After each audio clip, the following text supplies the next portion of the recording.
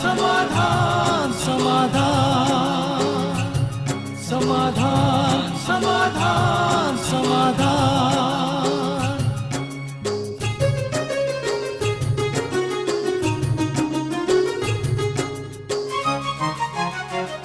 समस्या से उभरना अगर चाहे इंसान, स्वयं के संग सर्व का वो दिल से करे सम्मान। कहता है ये समाधान समाधान समाधान। समस्या से उभरना अगर चाहे इंसान, स्वयं के संग सर्व का वो दिल से करे सम्मान। कहता है ये समाधान समाधान समाधान समाधान समाधान समाधान।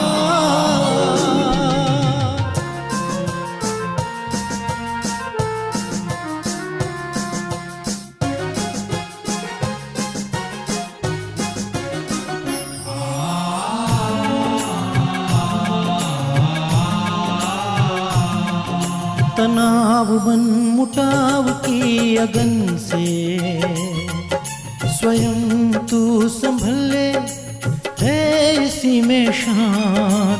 दूरिया दरारे मिटाए मन से, जीवन बन जाएगा खुशियों की खान खुशियों की खान। कहता है ये समाधान समाधान समाधान। नमस्कार, आदाब, सत श्री अकाल मित्रों, स्वागत है आप सभी का समाधान कार्यक्रम में। मित्रों, एक बार एक राजा ने अपने पूरी ही प्रजा में अनाउंस करवा दिया कि कल जब मेरे महल का मुख्य द्वार खुलेगा तो सारी प्रजा को इनविटेशन है, आप सब आ सकते हैं और जिस चीज को भी आप हाथ लगाएंगे वो चीज आपकी हो जाएगी। ये अनाउंसमेंट सुन के सभी लोग बड़े खुश हुए कि और सब चर्चा करने लगे कि मैं तो हाथी को हाथ लगाऊंगा, मैं घोड़े को हाथ लगाऊंगा, मैं सोने को, मैं जवाहरात को, इन सब चीजों को सब प्लान करने लगे कि हम किस किस चीज को हाथ लगाएंगे। दूसरे दिन द्वार खोला गया, पूरी की पूरी प्रजा अंदर आई और सब अपनी मनपसंद चीज की ओर भागने लगे, ये सोच करके कि कहीं मेरी मनपसंद चीज को कोई और हाथ ना लगा दे और मैं उस चीज से वंचित रह जाऊं। राजा अपने सिंहासन पे बैठे थे और सारी ही हलचल को, भाग दौड़ को देख रहे थे। एक बहुत ही समझदार और बुद्धिमान सा युवक था, उसने और किसी चीज को हाथ नहीं लगाया, वो सीधे चलते हुए आया और उसने राजा को ही हाथ लगा दिया। अब जब राजा को हाथ लगाया तो राजा भी उसके हो गए और राजा की सारी ही जो चीजें थीं वो भी उसकी हो गईं। बड़ी बुद्धिमत्ता से उसने काम किया था। मित्रों, संसार भी सचमुच ऐसा ही है। संसार में जितनी सारी वस्तुएं ईश्वर ने दी हैं हमें, हम उन्हीं की ओर भागते रहते हैं। कभी हम ये विचार नहीं करते कि यदि संसार को बनाने वाले को हम पालें, उसे हम छू लें, उसके नजदीक पहुंच जाएं, तो उसकी ये सारी रचना जो उन्होंने बनाई है वो सब हमारी ही हो जाएगी। सुबह से लेकर रात तक, या मैं कहूँ कि पूरे जीवन हम इन्हीं वस्तुओं के पीछे भागते रहते हैं। उस रचनाकार के लिए, उस राजा के लिए, परम राजा के लिए हम वक्त नहीं निकालते। यदि वो हमारा हो जाएगा, सारी कायनात, सारा संसार हमारा हो जाएगा। और आध्यात्म यही हमें सिखाता है और भ्राता जी भी हमें लगातार यही प्रेरणा देते हैं कि क्यों ना उस ईश्वर के समीप रहें तो पूरा जीवन परिवर्तित हो जाएगा। आइए आदरणीय भ्राता जी का स्वागत करते हैं और समाधान की शुरुआत करते हैं। भ्राता जी, बहुत बहुत स्वागत है। शुक्रिया। बहुत ही सुंदर सी, प्रेरक सी और सहज सी बात है, लेकिन समझना बड़ा कठिन लगता है। यही सत्य है, जो व्यक्ति बुद्धिमान है और धैर्यवान है उसको आशातीत सफलता मिलती है, और जो जल्दीबाजी में केवल वर्तमान को देखता है, कह रहे मुझे हाथी चाहिए, हाथी को हाथ लगा देता हूँ, उनकी छोटी छोटी इच्छाएं पूर्ण हो जाती हैं। और यही हाल संसार का आजकल हो रहा है। लोग इच्छाओं के पीछे भाग रहे हैं, उसके लिए धन कमाना है, उसके पीछे भाग रहे हैं, लेकिन जो परमपिता सब कुछ देने वाला है उसको अपना बना लेने से उसका सब कुछ हमारा हो जाएगा, उसे नहीं पकड़ते हैं। इसलिए बहुत बड़ी मिसिंग हो रही है संसार में, और साधनों के पीछे दौड़ता दौड़ता मनुष्य निराश उदास होता जा रहा है। क्योंकि जो साधन वो देखता है, जो वो प्राप्त करता है, उसको लगता है थोड़े समय के बाद मजा नहीं आया और कुछ चाहिए, जी तृप्ति नहीं हुई, अतृप्त आत्मा रह जाती है। लेकिन यदि उसका हाथ पकड़ ले जो विश्व का नियंता है, जो भाग्य विधाता है, तो सब कुछ हमारा हो जाता है और हमारा ही नहीं, हम दाता बन जाते हैं। तो राजयोग अध्यात्म यही सिखाता है कि अपने को पहचानो, अपने परम पिता को पहचान के उससे अपना नाता जोड़ लो, तो तुम्हें संसार में भागदौड़ की जरूरत ही नहीं पड़ेगी। संसार के सभी साधन भाग भाग कर तुम्हारे पीछे आ जाएंगे। जी जी, इसे सहज कैसे बनाए भ्राता जी? बहुत ही सुंदर सी बात है कि यदि बीज को पकड़ लिया तो सारा झाड़ हमारा, या राजा को पकड़ लिया तो सारी प्रजा या सारा ही जो भी उसके पास है वो हमारा। इसे कैसे सहज बनाया जाए? देखिए, सहज तो है लेकिन कुछ साधनाएं तो करनी पड़ेंगी जी। मनुष्य को धन भी चाहिए, अच्छा स्वास्थ्य भी चाहिए, अच्छा परिवार भी चाहिए, अच्छे काम भी चाहिए, जॉब भी उसकी अच्छी हो। कुछ लोग इन सब के पीछे रात दिन भागदौड़ कर रहे हैं, फिर भी अतृप्ति है। लेकिन अगर हम बहुत अच्छा योग अभ्यास कर लें, योग अभ्यास से परमात्मा से हमारा नाता होगा, वो हमारा हो जाता है। योग का पहला कदम यही है कि जो भगवान है, जो परमपिता है, वो हमारा है, हम उससे जुड़े।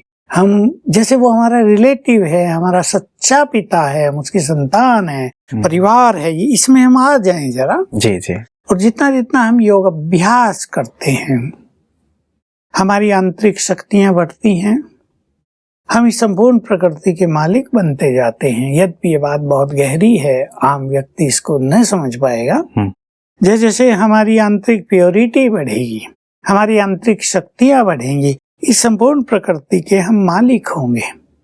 और जो कुछ हम फिर संकल्प करेंगे, प्रकृति हमें प्रदान करेगी। तो न हमें धन संपदा की कमी रहेगी, न अच्छे स्वास्थ्य की, न अच्छे परिवार की, न एक सफल कार्य की। तो योग सचमुच बहुत बड़ी चीज है। आज ही हम सुन रहे थे, जितना जितना तुम योग लगाते जाओगे तुम्हारी आयु बढ़ती जाएगी, तुम स्वस्थ होते जाओगे। तो योग का मार्ग ही हर एक को अपना लेना चाहिए। जी जी जी, मतलब ईश्वर को छूने का मतलब है कि हम योग के माध्यम से वहां तक पहुंचेंगे, उन्हें अपना बनाएंगे और ये फिर सारी चीजें हमारी होती चली जाएंगे। तो भ्राता जी, क्या हर चीज, चाहे वो स्वास्थ्य की बात है, मानसिक स्वास्थ्य की बात है, परिवार की बात है, व्यापार की बात है, हर जगह हम उत्तरोत्तर आगे बढ़ते जाएंगे, सफल होते जाएंगे, यदि केवल योग साधना के माध्यम से ईश्वर को पालें? बिल्कुल यही होगा, हर चीज सहज होगी। जी। देखिए, हम ऐसे समय में रह रहे हैं जहाँ बाधाएं तो हैं, विघ्न हैं, मार्ग रोकने के लिए कई चीजें हमारे सामने आएंगी, लेकिन योग की शक्ति से हम उनसे घबराएंगे नहीं और सहज पार करते जाएंगे। स्वास्थ्य की बात, कई लोग आजकल बोलते हैं कि आप सब योग अभ्यास करने वाले भी तो बीमार होते हैं। जी। इसका कारण कुछ और भी है। देखिए, आज हमारी जो खाद्य सामग्री है, अन्न है, सब्जियां, फल हैं, उनको उगाने की प्रक्रिया यदि आप देखें ध्यान से, तो उनमें अनेक जहरीले तत्व आ रहे हैं और वो हमारे पेट में जा रहे हैं। अनेक बीमारियों का ये प्रमुख कारण है आजकल। जी। अब इसमें कुछ किया ही नहीं जा सकता। सब लोग असहाय हो गए हैं कि फसल भी ऐसे ही उगाई जाएगी, कीटनाशक उस पे छिड़के जाएंगे, नहीं तो कीड़े खा जाएंगे, वो मनुष्यों को मिलेगी नहीं।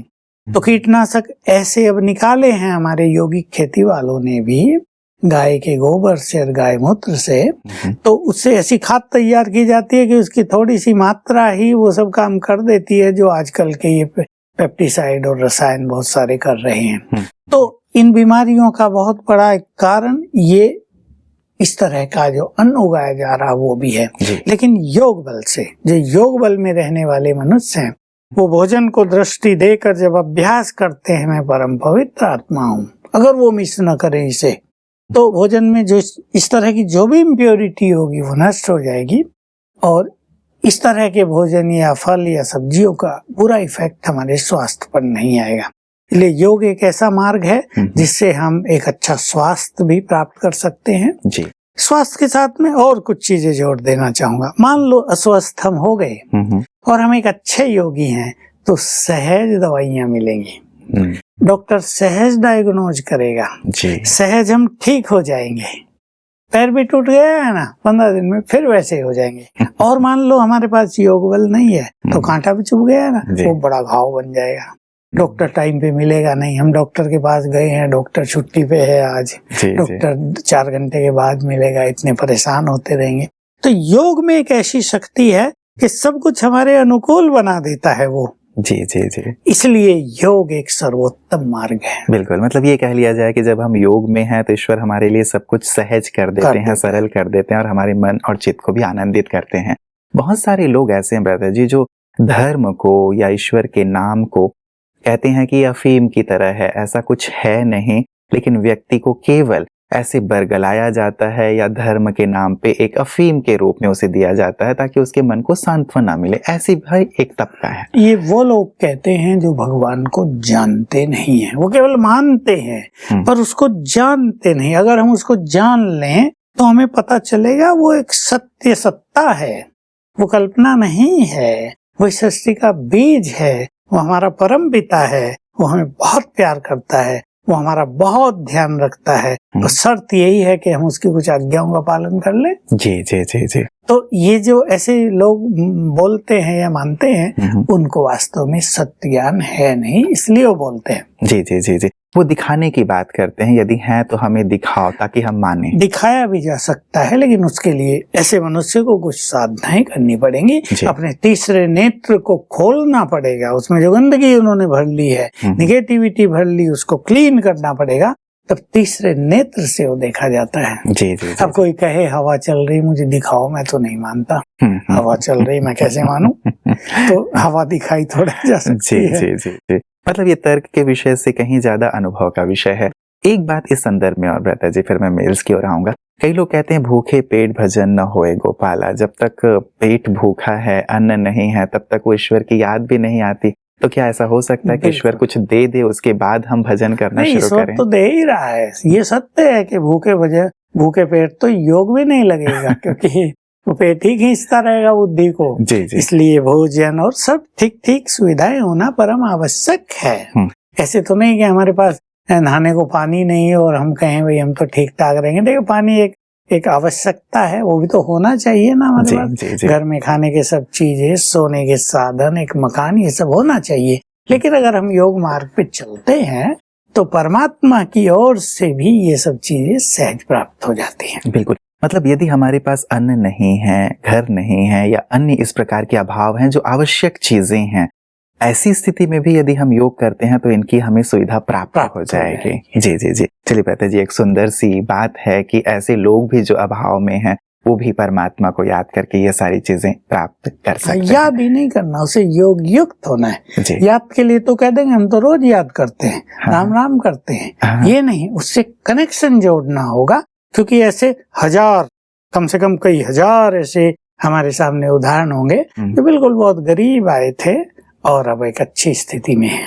जी जी जी जी। कई लोग जो आपने बात कही भ्राता जी, कहते हैं हम तो निरंतर भगवान को याद करते रहते हैं फिर भी हमारी समस्या दूर क्यों नहीं हो रही? क्या इसका यही कारण है कि वो योग युक्त नहीं होते? योग युक्त नहीं है और वो याद करने के साथ पाप भी करते रहते हैं। ओहो जी। इसलिए उनकी जो आवाज है ऊपर तक पहुंचती नहीं है। हाँ, मतलब इन सब चीजों का भी ध्यान अवश्य रखना होगा।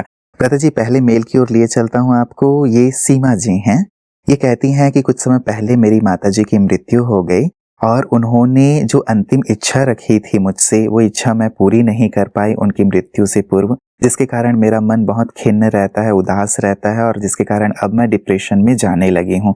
कृपया बताएं कि अब मुझे ऐसे समय पे क्या करना चाहिए? इच्छा तो इन्होंने बताई नहीं क्या थी माँ की। जी ठीक है, जो भी इच्छा रही हो मनुष्य कभी कभी पूरी नहीं कर पाता। अच्छे अच्छे लोगों को हमने देखा, एक सुल्तान, एक मुस्लिम कंट्री का, वो कहीं बाहर गया था, पीछे उसके फादर की मृत्यु हो गई तो वो आया तो बहुत परेशान रहा कि मैं मिला नहीं, उन्होंने मुझे कुछ कहा हुआ था वो भी मैं नहीं कर पाया। देखिए ये हो जाता है। अभी इसको बार बार सोच के उदास हो जाना, डिप्रेशन में आ जाना, ये एक नई मिस्टेक हो जाएगी। एक मिस्टेक तो इन्होंने कर दी, चलो उनकी इच्छा पूरी नहीं कर पाई है। इच्छा क्या थी उसका पता होता तो हम उस पर ज्यादा कुछ कह सकते थे। लेकिन अब ये दूसरी गलती कर रही हैं कि डिप्रेशन में आ रही, उदास रहने लगी, निराश होने लगी। अब इनको काफी कठिनाई जीवन में हो सकती है। इसलिए जो पास्ट हो गया उसको भूलने में ही भला है। आत्मा देह छोड़कर चली गई। ये भी खेल था कि उसकी इच्छा पूर्ण नहीं होनी थी, नहीं हुई। अब ये तो हर एक के अपने कर्मों पर, अपनी मानसिक स्थिति पे भी डिपेंड करता है ना। इसके लिए उसकी लड़की जिम्मेदार नहीं है। अब एक व्यक्ति है जिसके बहुत अच्छे कर्म हैं, जिसने बहुतों को सुख दिया है, बड़े पुण्य किए हैं। अब उसकी जो भी इच्छा है अंत में लोग आपे ही आप आके पूर्ण करते रहते हैं। दूसरे व्यक्ति के सामने पाप खड़े हैं दीवार बनकर, कोई उसकी इच्छा पूर्ण करना भी चाहे तो नहीं कर पाता है। इसमें दूसरा व्यक्ति जिम्मेदार नहीं, उस व्यक्ति की अपनी मनोस्थिति भी जिम्मेदार होती है। इसलिए इनको इस तरह परेशान होने की कोई जरूरत नहीं है। वो पूरा हो गया। अब उस आत्मा ने दूसरा कहीं पुनर्जन्म ले लिया होगा, वो वहां सुखी होगी। इनको भी यही कामना करनी चाहिए, वो जहाँ भी है बहुत सुखी रहे, बहुत प्रेम प्राप्त करे अपने माता पिता का, उसका बचपन भी बहुत सुखों में व्यतीत हो, क्योंकि आजकल ये भी कठिन काम होता जा रहा है। और अपनी मानसिक स्थिति को बिल्कुल बिगाड़े नहीं। थोड़ा सेंटर में जाके, राजयोग सेंटर में जाके राजयोग का अभ्यास करे तो इसको जो आंतरिक सुख मिलेगा उससे ये चीज से ऊपर उठ जाएगी।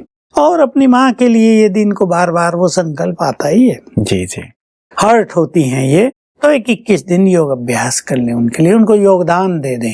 भाई मैंने आपकी इच्छा पूर्ण नहीं की, अब मैं आपके लिए योग के वाइब्रेशंस भेज रही हूँ, तो इस जन्म में आपकी सभी इच्छाएं पूर्ण हो जाएं, कुछ भी तृप्ति प्राप्ति आपको न रहे। 21 दिन ऐसा योग कर देंगी तो उसको डबल प्राप्ति हो जाएगी और इनका चित्त शांत हो जाएगा। बहुत सारे लोग ऐसे हैं ब्रदर जी, जैसे सीमा जी ने कहा कि पिताजी या माताजी या कोई भी ऐसे संबंधी, दादाजी दादी जी, उनकी कोई एक विशेष हमारे लिए चाहना थी, प्यार था, या वो चाहते थे कि ऐसा हो जाए लेकिन वैसा नहीं हो पाया, हम नहीं कर पाए।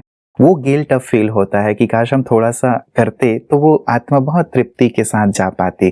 तो ये वाली गिल्ट बहुत सारे लोगों के साथ रह ही जाती है। बात तो ठीक है, परंतु दूसरे की इच्छा, मान लो उसकी इच्छा थी मेरा जो बच्चा है बहुत अच्छा इंजीनियर बन के ऐसे ऐसे काम पूरा करे, लेकिन उसकी इंजीनियरिंग में रुचि नहीं थी या वो उसमें बहुत सफल नहीं हुआ, तो इन चीजों को बहुत सीरियसली लेने की जरूरत नहीं है। अब तो मनुष्य को, एक समझदार और बुद्धिमान मनुष्य को आगे की ओर देखना चाहिए कि जो उनके हाथ में है उससे वो और आगे अच्छी प्रोग्रेस कैसे करें, अच्छे से अच्छा क्या करें, क्योंकि उनके जाने के बाद भी तो उनका नाम रोशन किया जा सकता है ना। बिल्कुल बिल्कुल। तो अब ऐसे कर्म करें, अब ऐसे योग्य बने, अब ऐसा दिखाएं लोग उनको इनके नाम से जानने लगे। जी जी जी, इससे इनको आत्मसंतोष भी प्राप्त होगा और वो आत्मा भी शायद जहाँ रहेगी उसे बहुत खुशी होगी।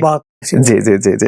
कहते जी, सोनम जी का अगला मेल है, ये कहती हैं कि मैंने पुणे में एडमिशन लिया है लेकिन मुझे यहाँ बिल्कुल भी अच्छा नहीं लग रहा है, मुझे कुछ भी यहाँ की बातें अच्छी नहीं लगती हैं, मैं यहाँ क्या करूँ, मुझे गुस्सा भी बहुत आता है, ज्यादा गुस्सा आने पे मैं रोती भी हूँ, मुझे समझ में नहीं आ रहा है कि मैं क्या करूँ। शायद किसी दूसरी जगह से अब ये पुणे में आके एडमिशन ली है और ऐसे एक स्थिति बच्चों के साथ ये होता ही है। अब नई जगह गए, जब तक अच्छे फ्रेंड मिले, जब तक वो उन सब के बीच घुले मिले, तब तक ये थोड़ी उदासी की स्थिति रहती है बच्चों की। माँ बाप को भी छोड़ के जाते हैं तो मोह तो रहता है ना, माँ याद करती होगी इसे, तो माँ के जो मोह के वाइब्रेशन से वो भी इसे उखाड़ते रहते हैं। ये सभी माताओं को ध्यान से समझ लेना चाहिए कि मोह तो माता का है बच्चों में, लेकिन वो मोह इतना ना हो कि जहाँ वो गई है वहाँ वो चैन से न रह पाए। ये बहुत सूक्ष्म वाइब्रेशंस की गति है जो इफेक्ट करती रहती है।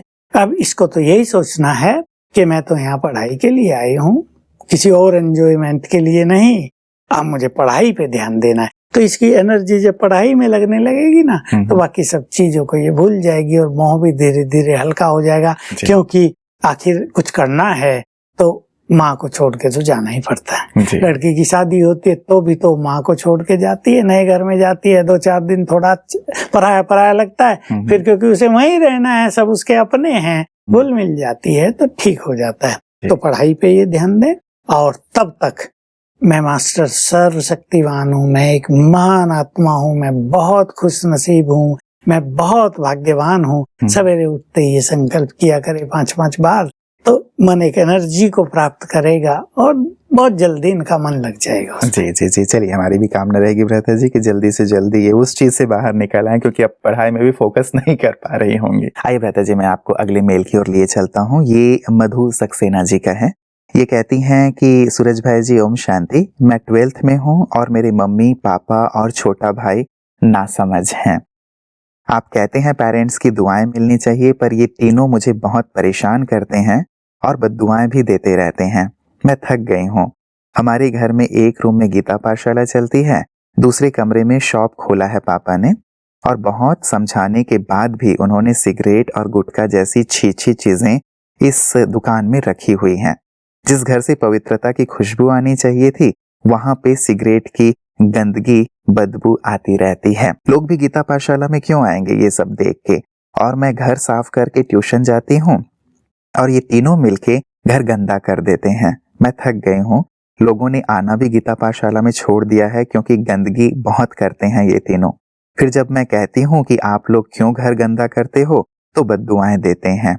मैं क्या करूं जो शॉप से सिगरेट चली जाए और ये तीनों घर गंदा करना छोड़ दें और साथ ही मुझे दुआएं भी दें? कृपया सजेशन दें।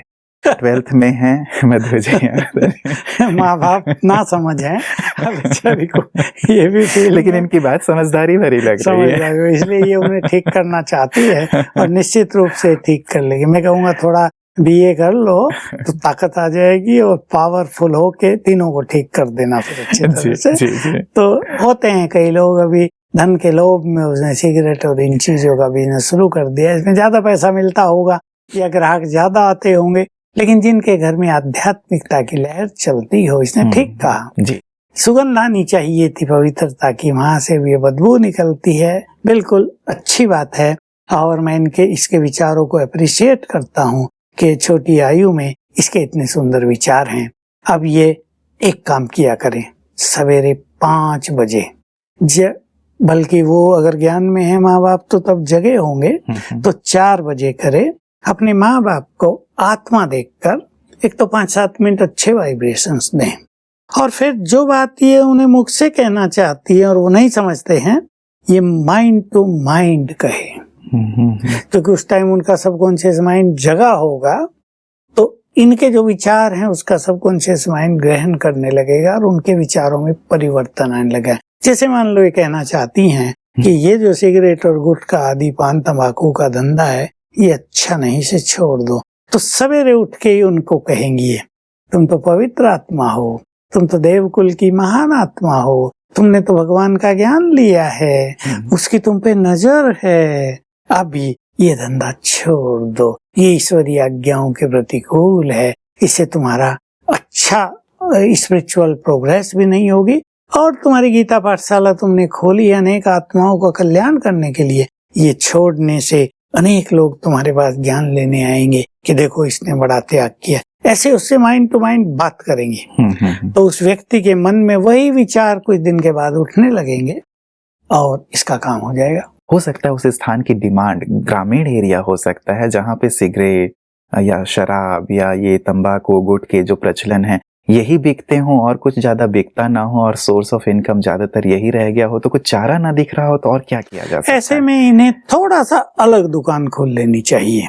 ये जो वही गीता पाठशाला और वही दुकान है, ये मेल अच्छा नहीं है जी। थोड़ी अलग खोल लें, लेकिन शराब की नहीं, बाकी चीजों की करें, और अगर वही धंधा उनका चलता है तो कोई बात नहीं, लेकिन वहां न करें वो। जी, उससे अलग होना चाहिए। मतलब जी। चलिए बेहतर जी, आज के सुंदर प्रकाश के लिए आपका बहुत बहुत शुक्रिया। आप हमारे सभी जितने भी दर्शकों के मन में कौतूहल होता है, प्रश्न होता है, उसका बहुत ही सरल और सहज उत्तर देते हैं। उन सभी की ओर से आपका बहुत बहुत धन्यवाद। मित्रों, ईश्वर पर विश्वास रख के यदि हम जीवन को आगे बढ़ाते हैं तो उनकी संपूर्ण मदद हमें प्राप्त होती है। एक बहुत अच्छी लाइन मैंने कहीं पढ़ी थी जो आज हमारी शुरुआत से जुड़ी हुई है, रब है तो सब है। यदि रब को हम छोड़ देते हैं तो सब में से हमें कुछ प्राप्त हो पाता है, लेकिन यदि रब हमारे साथ होते हैं, उनकी याद हमारे साथ होती है, तो सब कुछ जितनी हमें आवश्यकता है जीवन के लिए हमें प्राप्त होती है। हम कभी भूखे नहीं रहेंगे, असफल नहीं होंगे और न ही किसी प्रकार की तकलीफ हमारे जीवन में आएगी। और यदि आएगी भी तो आपने वो बात सुनी होगी कि जब कभी तकलीफ आती है तो ईश्वर यदि साथ हैं तो वो हमें अपनी गोद में उठा लेते हैं, उन तकलीफों को हमें महसूस नहीं होने देते हैं। तो क्यों ना मित्रों इस चीज पर बहुत गहराई से विचार करें। कई बार हमें लगता है कि संसार में हैं, लोगों के बीच हैं, तो कमाने के लिए हमें जो भी चीज यूज किया जा सकता है, लोग यूज कर रहे हैं, भले उसे गलत माना जाता है, हम भी उस चीज में शामिल हो जाते हैं। यदि ईश्वर का साथ है तो शुद्ध और सात्विक तरीके से भी धन अर्जन किया जा सकता है, और यदि आप उनकी याद के साथ ये करते हैं तो वो भी तो आपको देखते हैं ना, वो भी आपकी मदद अवश्य करेंगे और कई गुना ज्यादा मुनाफा आपको प्राप्त हो सकता है। इसे भी प्रैक्टिकली करके देखें। भक्ति मार्ग में ईश्वर पर विश्वास रख के लोगों ने बड़े बड़े अनुभव प्राप्त किए, अपने जीवन की बड़ी से बड़ी बाधाओं को भी पार किया। क्या हम भी ईश्वर को साथ लेकर ऐसा ना करें? और साथ ही इस पर भी विचार जरूर कीजिएगा कि यदि ईश्वर जो संसार के मालिक हैं उन्हें हमने अपना बना लिया तो संसार की तमाम चीजें हमारी कदमों पे होंगी। ये संपूर्ण सत्य है मित्रों। इस पर विचार भी कीजिएगा और साथ ही आचरण में भी लाइएगा। कल पुनः आपसे इसी वक्त मुलाकात होगी, तब तक के लिए नमस्कार। और दृढ़ मनोबल से कर दे तू पल भर में मुश्किलें आसान, कतनी समकरनी के पावन जल से स्वर्ग बन जाएगा सारा ये जहान, सारा ये जहान। कहता है ये समाधान समाधान